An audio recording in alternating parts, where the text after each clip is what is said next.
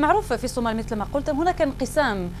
هناك أنتم مع أي جهة تقفون في هذه الفترة بالتحديد بعد وصول شريف شيخ أحمد إلى الحكم، وهناك تشكل الحزب الإسلامي الذي أعلن محاربته لشريف شيخ أحمد، بالرغم من أن الطرفين كانا في إطار أو يعملان ضمن المحاكم الإسلامية. أنتم مع أي جهة تقفون؟ نحن موقفنا موقف وسط، موقف محايد. نحن خارج الحدود الوضعية الصومالية، دورنا دور الوسيط، دور المصلح ذات البين.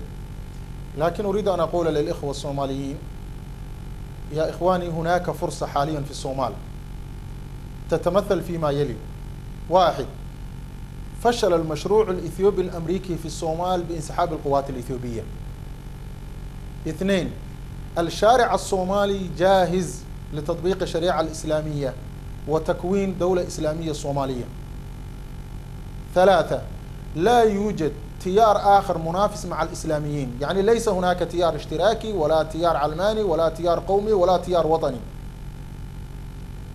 كل هذه العوامل تجعل المسؤولية على عاتق الإخوة المجاهدين في الصومال مسؤولية كبيرة جدا.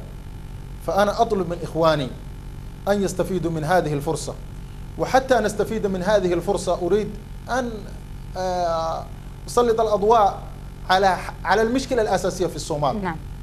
عبر التاريخ المشكلة في الصومال تتلخص في شيئين، يعني المطلب الشعبي في الصومال يتلخص في عنصرين فقط. العنصر الأول تطبيق الشريعة الإسلامية، العنصر الثاني إخراج قوات الاحتلال من الصومال. وهذا المطلب ليس جديدا. سيد محمد عبد الله حسن، المجاهد سيد محمد عبد الله حسن، قاتل وجاهد وكافح ضد الإيطاليين والبريطانيين والإثيوبيين في آن واحد في الصومال، وكان يطلب فقط إخراج الاحتلال من الصومال وتطبيق الشريعة الإسلامية. في عام 1974، وقت قديم جدا، في أيام دولة زياد بري، أيام الدولة الشيوعية، استشهد 9 من العلماء لأجل تطبيق الشريعة الإسلامية في الصومال، حكم بالإعدام ونفذ أمام الشعب. بعد سقوط زياد بري نزل الإسلاميون للشارع تربية وتعليما حتى أقنعوا الشعب، ويعني كان الشعب مقتنع، لكن حتى جددوا فيه روح تطبيق الشريعة الإسلامية. وكانت كل الدول المتعاقبة خلال 20 سنة الماضية لم تنجح، لأنها كانت تتجاهل عن هذين العنصرين. والمرة الوحيدة التي عاشت الصومال بالسعادة والرخاء هي أيام المحاكم. والمحاكم لم تأتي بشيء جديد، لم تأتي ببرنامج سياسي ولا دعم دولي ولا أي شيء، طبقت هذين العنصرين فقط: تطبيق الشريعة الإسلامية وإخراج الاحتلال الإثيوبي، وكان على رأسها شيخ شريف. ويشهد الجميع نجاح المحاكم. لماذا نجحت المحاكم؟ لا يصلح للأمة الصومالية إلا ما صلح لها أيام المحاكم. هذا درس يجب أن نأخذه. إذن نحن نقول اليوم الحل في الصومال يكمن في هذين العنصرين. لكن لا تعتقد ويعجبني كثيرا بيان هيئة علماء الصومال الذي صدر قريبا وأيدته مجموعة لجنة الوساطة من مقاومة العدوان ومن الشيخ يوسف القرضاوي. هذا البيان لخص مشكلة الصومال في هذين العنصرين فقط. فكأن الصومال عام 1900 وإلى يومنا هذا حلها يكمن في إخراج قوات الاحتلال وتطبيق الشريعة الإسلامية. لكن ألا تعتقد سيد إبراهيم يسعوا لهذا الشيء إن شاء الله؟ في عجالة فقط، ألا تعتقد أن هذا المطلب كافي ليبقى الصومال مفتت؟ لأن الولايات المتحدة الأمريكية والقوى العظمى لا تريد أي دولة تقوم على الشريعة الإسلامية في أي مكان في العالم، وبالتحديد في القرن الإفريقي.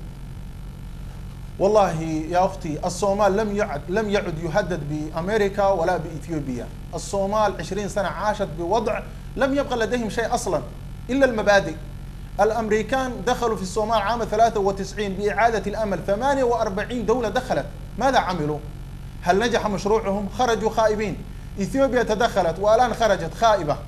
هل هناك شيء يهدد بالصوماليين حتى يقال أن العالم لا يسمح أو يسمح؟ عملوا فيهم كل شيء. الآن موانئ الصومالية كلها منهوبة خيراتها، يعني هيئات المنظمات النووية، الأبحاث النووية كلها تدفن في الصومال النفايات النووية. يعني لم يبقى للشعب الصومالي شيء من حياته إلا المبادئ. فأقول عليكم بالمبادئ، وليس هناك ما يهدد بشعب الصومالي حاليا. فلا ينبغي أن يتنازلوا من مبادئهم. وأنا أعتقد أن مصر قريب جدا، وأكبر دليل على ذلك أن الغرب ذاتهم بدأوا الآن يختاروا بين الإسلاميين، فيطلقون عبارات المعتدل والوسط. في السابق ما كانوا يقبلون لا معتدل ولا متطرف. فهذا يدل أن الصوماليين الآن في الطريق الصحيح، لكن أناشدهم بالله ألا يقع بينهم تصادم. يا إخواني، إثيوبيا تراهن الآن فقط شيء واحد، وهو الاستدامة فيما بينكم. نعم. يعني إثيوبيا خرجت وزرعت أمور وتريد الاستدامة بينكم. سيد إبراهيم محمد حسين، رئيس المكتب السياسي للجبهة المتحدة لتحرير الصومال الغربي أوغادين، نشكرك جزيل الشكر على هذه المشاركة. مشاهدينا الكرام، إلى هنا نأتي إلى ختام هذه الحلقة من مباشر معا. غدا إن شاء الله نلتقي مع ضيف جديد، واتصالاتكم ورسائلكم في حلقة جديدة من مباشر معا. نشكر كرم متابعتكم وإلى اللقاء.